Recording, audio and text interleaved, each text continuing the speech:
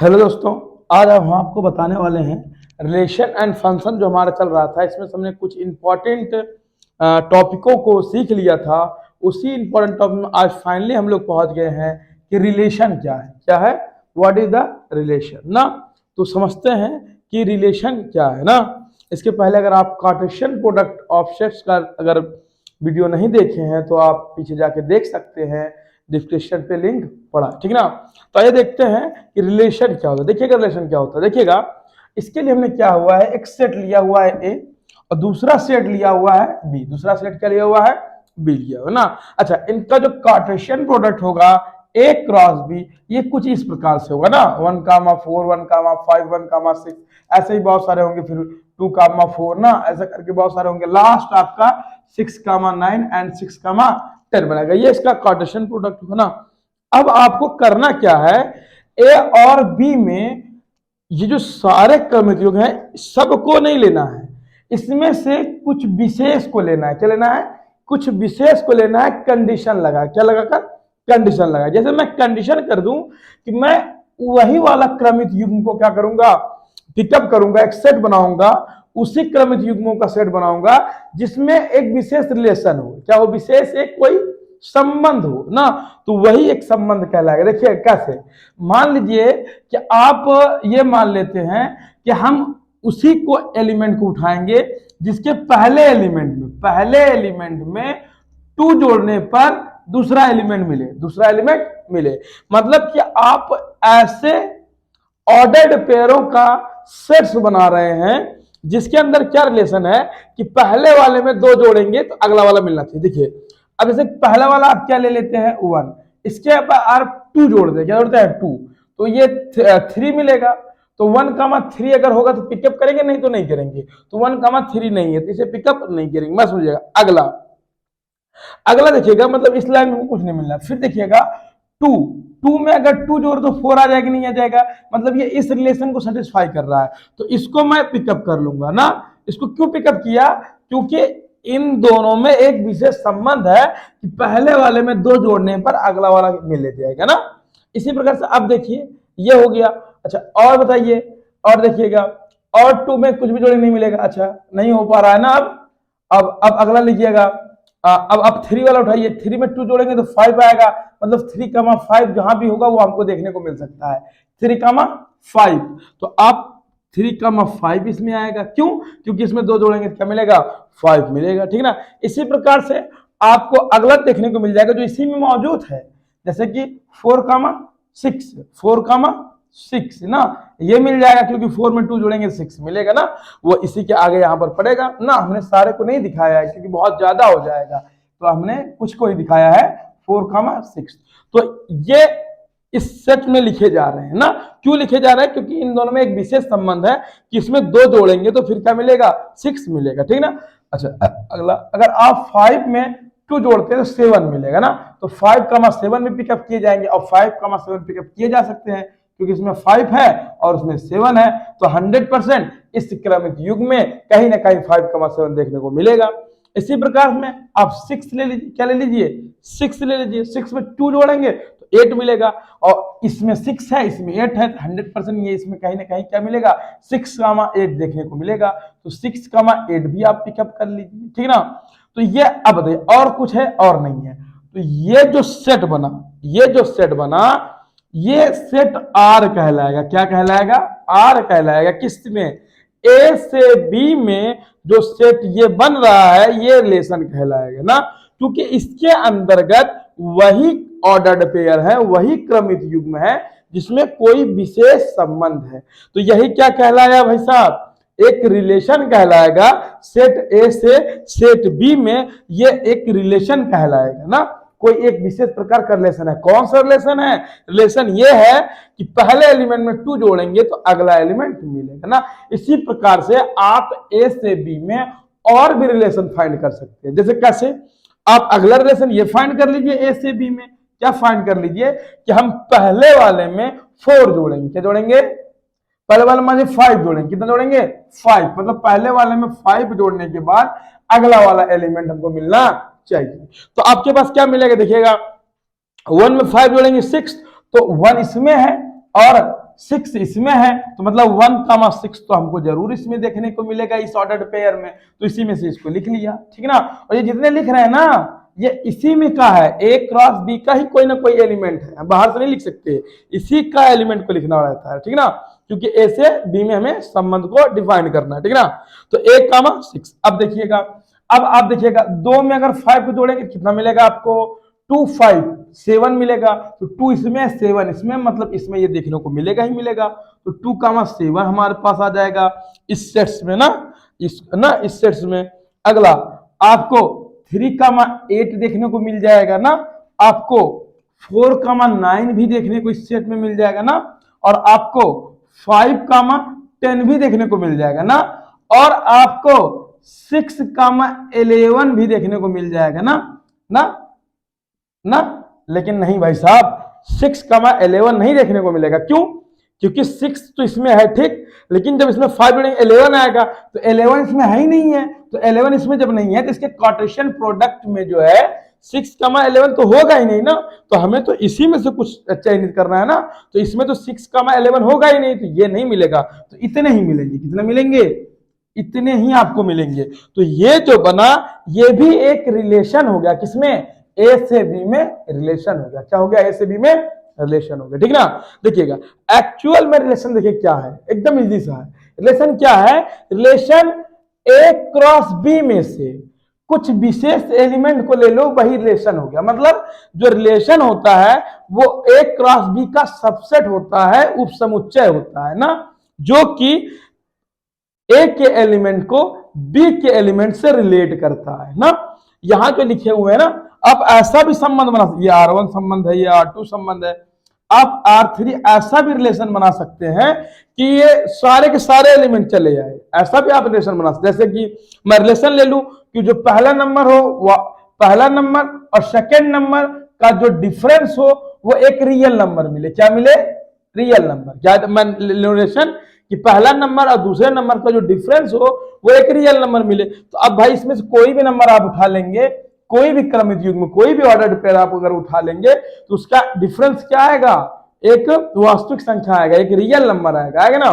तो आप फिर ये जो आ जाएगा पूरे भी आ सकता है, ये क्या जाएगा? तो ये भी स्वयं क्या है? एक रिलेशन है। ये भी क्या है? एक रिलेशन है। किसमें?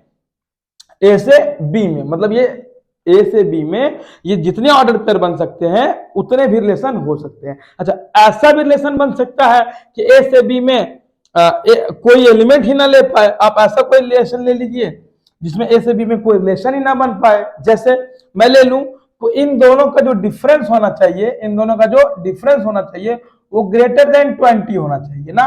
पहला एलिमेंट मैं x लिख रहा हूं, दूसरे एलिमेंट को y लिख रहा हूं। मैं पहले लिखने का मतलब ये होता है कि मैं x से पहले एलिमेंट को संबोधित कर रहा हूं और y से दूसरे एलिमेंट को, ठीक है ना। तो इन दोनों का जो डिफरेंस हो वो 20 से ग्रेटर देन हो, क्या हो? 20 से ग्रेटर देन हो। तो ऐसा बताइए इसमें कौन सा आपको ऐसा दिख रहा है ऑर्डर्ड पेयर जिसका डिफरेंस 20 से ग्रेटर देन होगा? नहीं ना, ऐसा कोई नहीं मिल सकता। तो ये क्या हो जाएगा? एम्प्टी सेट्स कहलाता है। इसे हम कहते हैं फाइव से रिप्रेजेंट करते हैं। किससे रिप्रेजेंट करते हैं? फाइव से ना। तो मतलब आप इसका जितने भी उपसमुच्चय फाइंड कर सकते हैं, किसका? ए क्रॉस बी का जितना भी आप सबसेट फाइंड कर सकते हैं उतने रिलेशन ए से बी में बन सकते हैं, ठीक ना। मैं आपको जैसे दिखा रहा हूं, जैसे कि आप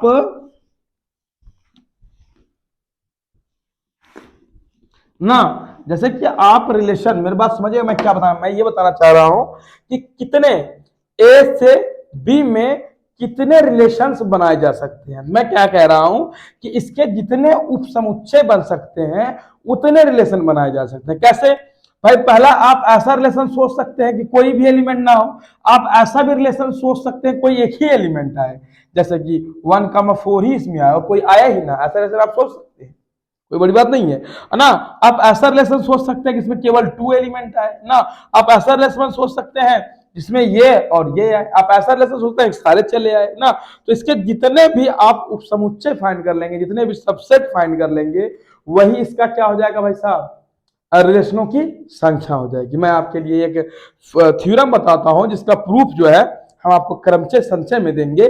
देखिए कि क्या होता है कि यदि नंबर ऑफ एलिमेंट ए, यदि number of element A Q हो और number of element B P हो ना, तो नंबर ऑफ एलिमेंट जो आपका ए क्रॉस बी बनेगा वो क्या बनेगा, हमने पिछले वीडियो में बताया था क्या होता है, एकदम क्लियर है कि क्यूपी बनता है।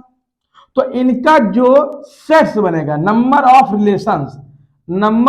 रिलेशंस ए टू बी जो बनेगा, number of relations A to B जो बनेगा वो 2 की पावर पी इंटू पी की 2 की पावर पी क्यू होगा। ये नंबर ऑफ रिलेशन बनते हैं ना, क्योंकि इसके जो उप समुच्चय होते हैं ना ये इतना होता है, ठीक है ना। तो इसका प्रूफ हम आपको नेक्स्ट वीडियो में देंगे क्रमचय संचय में। फिलहाल आई होप कि आपको रिलेशन समझ में आया होगा। क्या है रिलेशन? रिलेशन क्या है? इसी ए से बी के बनने वाले ऑर्डर्ड पेयर को आप लीजिए, लेकिन उसमें एक कोई विशेष नियम लगा के, सारे ऑर्डर पेयर को नहीं लिखने, ठीक है ना। अब मैं थोड़ा सा आपको बताता हूं इसका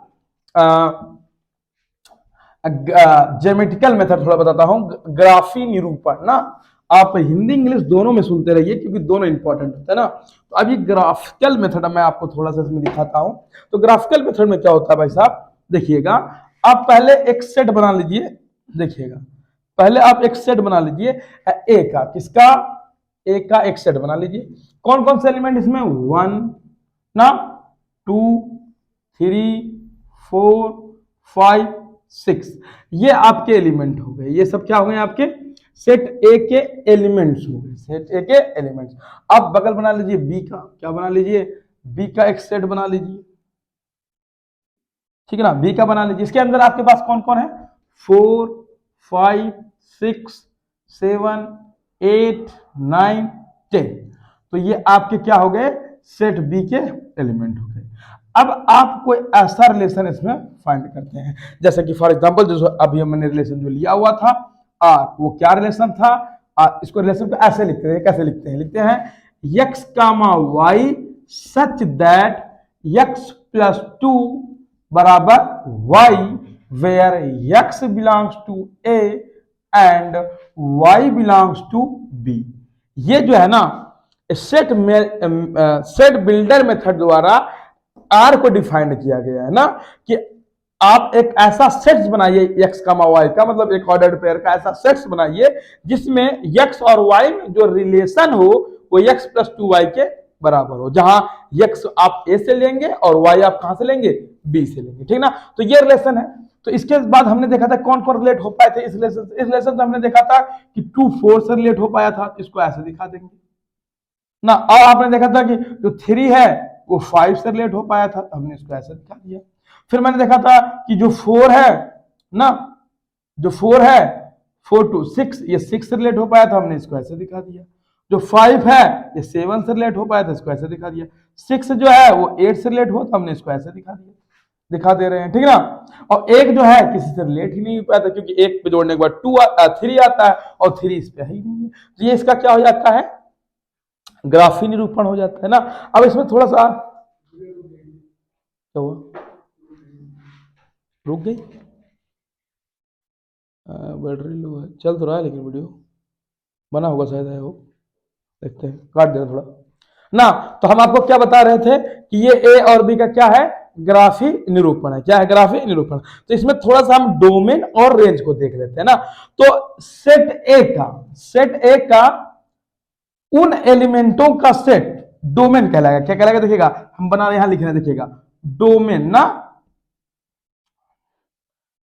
डोमेन जो होता है वो जो डोमेन होता है वो एक के सेट के उन एलिमेंट का सेट्स होता है जो कि इससे रिलेटेड होते हैं ना, जैसे 2 3 4 5 6, ये डोमेन कहलाएगा। किसका डोमेन कहलाएगा?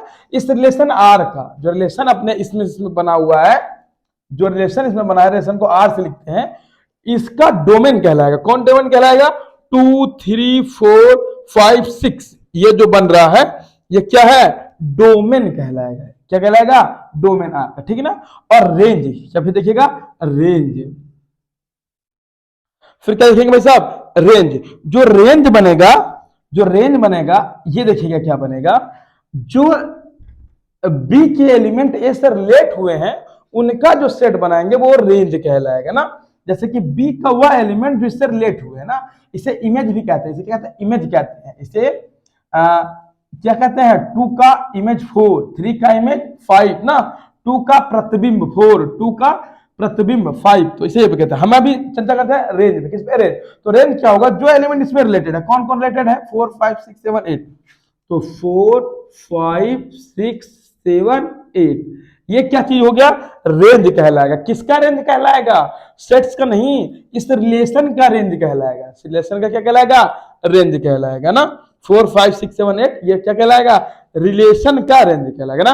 अब कोडोमेन एक लास्ट होता है, क्या होता है, कोडोमेन। क्या होता है, कोडोमेन ना, कोडोमेन सुनिएगा, देखिए कोडोमेन क्या होता है ना, मैं हिंदी में बता दूं, ये प्रांत कहलाता है। क्या कहलाता है, प्रांत, ये परिसर, और ये सह प्रांत, सह प्रांत ना, दोनों में बता दे रहा हूं।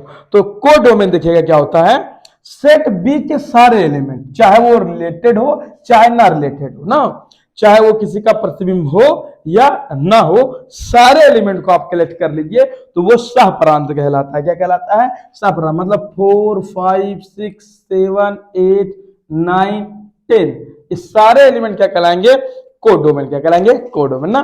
मैं आपको एक चीज बता दूं इसमें इंपॉर्टेंट, कि हमेशा आप पाएंगे कि जो रेंज होगा, रेंज वो हमेशा क्या होगा, सबसेट होगा। क्या होगा, सबसेट होगा। किसका, कोडोमेन का। किसका होगा, कोडोमेन का हमेशा ये क्या होगा, सबसेट होगा। क्या होगा, ये हमेशा इसका क्या होगा, सबसेट होगा ना। क्योंकि भाई इसी में से कुछ एलिमेंट हैं जो रिलेटेड हुए हैं और बाकी तो पूरा है ही ना।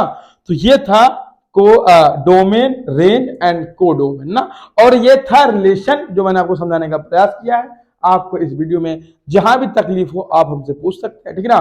और इससे रिलेटेड सवाल अगले वीडियो में करवाएंगे। आपको कोई भी डाउट हो तो हमें क्या कीजिए, कमेंट कीजिए, पूछिए, और वीडियो को लाइक कीजिए, जिससे हमें और मोटिवेशन मिले और हम अपना और अच्छा वीडियो आपके पास प्रस्तुत करें।